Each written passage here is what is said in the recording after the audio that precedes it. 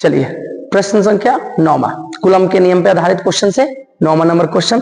आइए देखिएगा, क्वेश्चन कर रहा है एक इलेक्ट्रॉन और एक प्रोटॉन के लिए स्थिर वैद्युत बल यानी वैद्युतीय बल और गुरुत्वाकर्षण बल का अनुपात क्या होगा।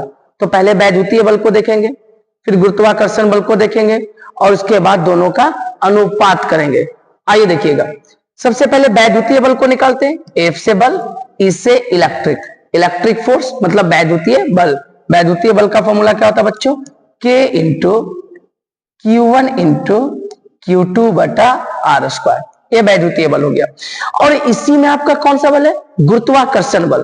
तो गुरुत्वाकर्षण बल को निकालते हैं, F ऑफ G यानी ग्रेविटेशनल फोर्स, गुरुत्वाकर्षण बल। और गुरुत्वाकर्षण बल का फॉर्मूला क्या होता है, G into M1 into M2 बटा R स्क्वायर। अब कहता है कि दोनों का अनुपात बताना है, तो चलिए दोनों का अनुपात निकालते हैं। F ऑफ E और बटा में F ऑफ G। तो F ऑफ E कितना है बच्चों, K into Q1 into Q2 बटा R स्क्वायर। और F G कितना है बच्चों, G into M1 into M2 बटा R square. R square cancel हो गया, तो दोनों का अनुपात क्या आएगा ये बताना है। तो F ऑफ E और बटा में F ऑफ G।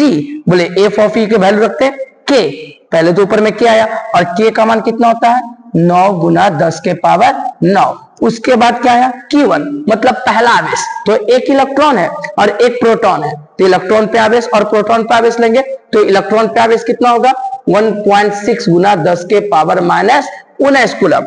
Q2 और Q2 किसके लिए आएगा, प्रोटॉन के लिए। और प्रोटॉन पर भी आवेश का मान कितना आएगा 1.6 गुना 10 के पावर माइनस 19 कूलम। चलिए ऊपर में सभी के वैल्यू रख दिए, नीचे आ जाओ। कैपिटल जी को कहते हैं गुरुत्वाकर्षण का नियतांक, और गुरुत्वाकर्षण का नियतांक का मान होता है 6.67 गुना 10 के पावर माइनस 11। उसके बाद M1, तो किसका मास लेना होगा, इलेक्ट्रॉन का।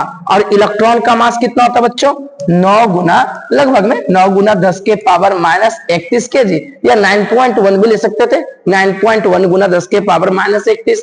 अब उसके बाद सेकेंड मास है, और सेकेंड मास किसका बच्चों, प्रोटॉन का। और प्रोटॉन का मास कितना होता है 1.66 गुना 10 के पावर माइनस 27 kg।